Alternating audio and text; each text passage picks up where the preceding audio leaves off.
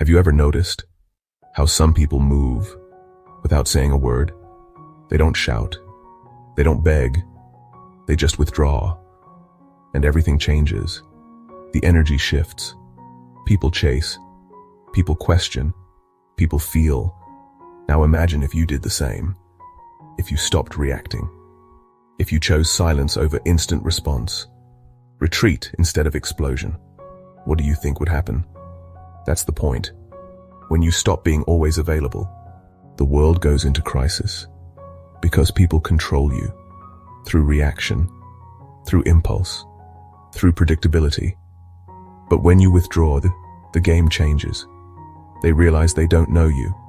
Carl Jung said, everything that irritates leads to understanding. So ask yourself, who gets desperate when you go silent?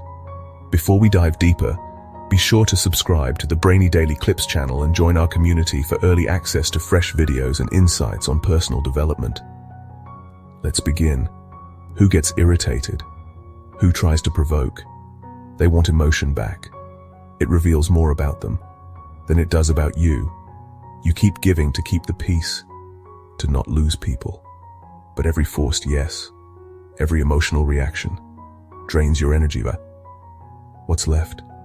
Tiredness, frustration, emptiness. You're too available to those who don't deserve even a minute of your silence. This isn't turning your back on the world, it's choosing yourself. Jung called it individuation, becoming whole, authentic, complete, silence. Stronger than arguments. Withdrawal, not escape but power. So ask yourself again, how long will you be controlled by others' emotions? How long will you react like a puppet? Maybe it's time to cut the strings, become a mystery. Because when you stop being available, everything changes. You were taught to always be present, to always respond, to say yes, even when you wanted to say no. Since childhood, you were conditioned to believe your worth was in your availability. But hear this, excessive availability is not a virtue. It's a prison. If you stay accessible emotionally or otherwise, you will be manipulated, drained, forgotten. Being always available makes you predictable, and predictable becomes a tool. You become an emotional button, pressed when they need relief, then put back on the shelf. You think if you're always there, someone will be there for you, but that's not real. Carl Jung spoke of the persona, the mask we wear to be accepted, to be loved, and that mask keeps you over-available. You say it's okay when you are not. You respond exhausted, you explain, you justify, you defend, as if you owe something to the world. But the more you center others, the more you disappear from yourself. Being always available is self-abandonment. It's a disguised need for approval, to avoid rejection, to control the image they see. But it costs you your peace, your energy, which is limited. Those who want you always available don't want you. They want validation, comfort, distraction, and when you change, they get irritated. Not because you changed, but because you stopped being functional. Here's the cruel truth. The more available you are, the less you are valued. What is abundant becomes ragged. No one respects what they don't earn. So ask, who deserves your time, your presence, your listening? Or better, who deserves your absence? But before that, why do we react so much? What drives this urge to respond, to please?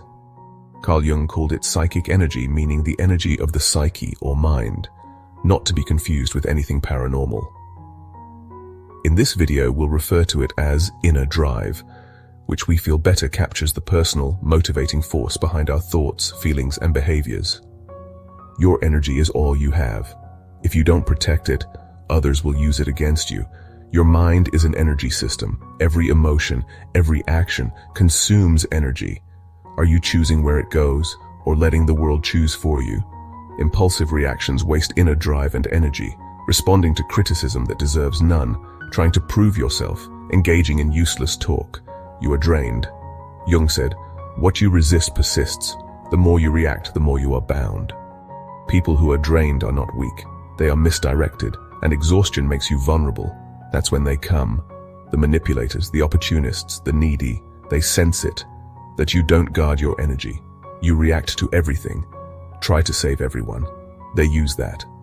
Jung said, a healthy inner drive keeps energy within. That means say no without guilt. Be silent without fear. Observe before acting. Power is not reacting. It's choosing when and how. Know yourself. Know your impulses. How many times have you lost sleep over conversations, over people? That's energy drained, ghosts kept alive, cycles kept running. Your inner drive and energy are a force field. When guarded, it becomes presence. When misused, you become invisible, fragile.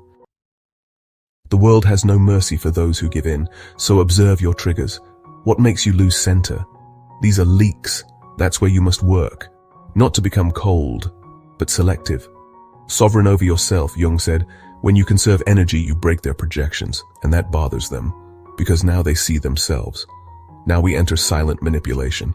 Opportunists don't shout. They just press your emotional buttons. Carl Jung called it projection. They project what they deny in themselves. And you become their canvas. The friend in crisis, the partner who drains, the person who flatters only when needed. They don't see you, only the role you agreed to play. Why do you agree? Fear of rejection, of not being loved, of abandonment. The best manipulation is silent. Guilt, obligation, emotional debt. You feel you must help, even if it destroys you. But they don't need to control you. They just need you to react. But when you stop reacting, the mask falls. They no longer know you, and they are forced to see themselves. Your unavailability is a threat. It forces them to face their own noise. Then comes the attack. Not because you are wrong, but because you stopped playing along, Jung said. We become enlightened not by light, but by making the darkness conscious. When you withdraw, you reveal their shadow. It's unbearable for those who used you as escape, but are you ready to be misunderstood, to be alone? Because in that silence, a new power is born. Silence is devastating. It changes the game. The world is loud. Everyone wants to win arguments. But silence is mastery. Not absence, but amplified presence. Jung saw silence as fertile ground. When you observe, you see patterns, games, repetitions, sabotage. Lucidity is dangerous to manipulators. They panic when you disappear. Not because they miss you, but because they lose control. While you speak, you play the game. But in silence, you change the rules. True silence is control of energy. It's choosing not to engage. It's distancing without disconnecting. Jung said, only in silence can you hear yourself. But silence has a price. It will confuse people who only wanted your role, not your truth. The more you mature, the more selective you become. Each word is an investment, and not everyone deserves your truth. Sometimes silence is sovereignty. You no longer need to prove. Silence forces others to face themselves. You don't need to explain your absence. It speaks for itself, and it reveals how much they needed. Your chaos to feel in control. But silence also rebuilds you. It connects you to your essence. Cut the external noise and relearn where your energy goes, where it stays, where it must never be wasted.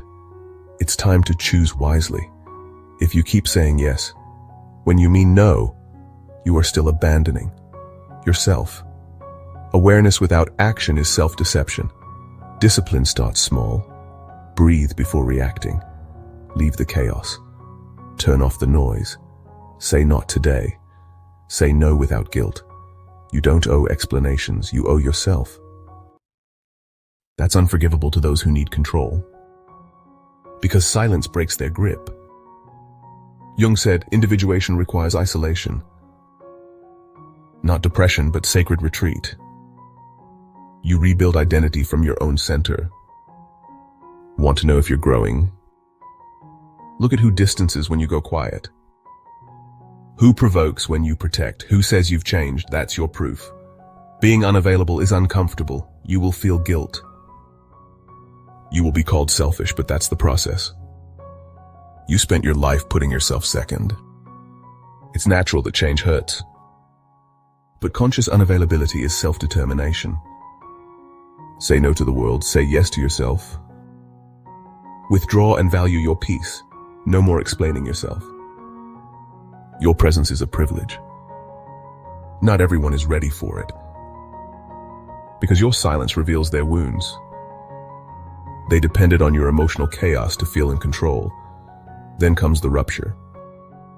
And with it, the pain, the loneliness, the distance. You feel like you're losing something. But really, you are freeing yourself. Now ask what comes next, after the distance, after the silence. What is born in the quiet? Here comes the rebirth. But only if you're brave. Brave enough to be misunderstood. Brave enough to walk alone. Brave enough to become whole. When you stop being available, first comes silence, and it screams inside you. You ask, did I do right? Am I too harsh? Will I lose the ones who liked me? But the silence begins to heal. It calms, it cleanses. Then comes solitude, not absence but total presence. With yourself. The solitude of the strong. The one who no longer betrays themselves to keep others close. Where there was confusion, clarity enters. Where there was anxiety, peace enters. Where there was neediness, strength enters. The strength of being whole. Jung said, to be yourself, you must walk alone for a while. When you become unavailable, you are not escaping. You are returning to yourself. You stop reacting. You start creating. You stop being shaped by others. You start shaping your reality. Those uncomfortable with your absence never wanted you. They wanted the role you played. Now they don't know what to do with you, and that is liberation. You will lose people, but you will find yourself. You will leave places, but reconnect with your essence. You will be misunderstood, but finally you will be respected. Because when you stop being for everyone, you become rare, you become valuable. And do not be fooled. This is rebirth. This is beginning. This is where you stop accepting crumbs. No more mind games. No more empty affection. Now you accept only what resonates with your peace, with your truth, with your wholeness. And if you made it this far, it means you are ready, ready to be free. Even if it means being alone for a while. Because being loved means nothing if you must abandon yourself to get it. Real self-love begins when you choose yourself, even if it costs everything else. If you're ready to own your power, subscribe and stay connected. This journey is just beginning. Your peace is worth it.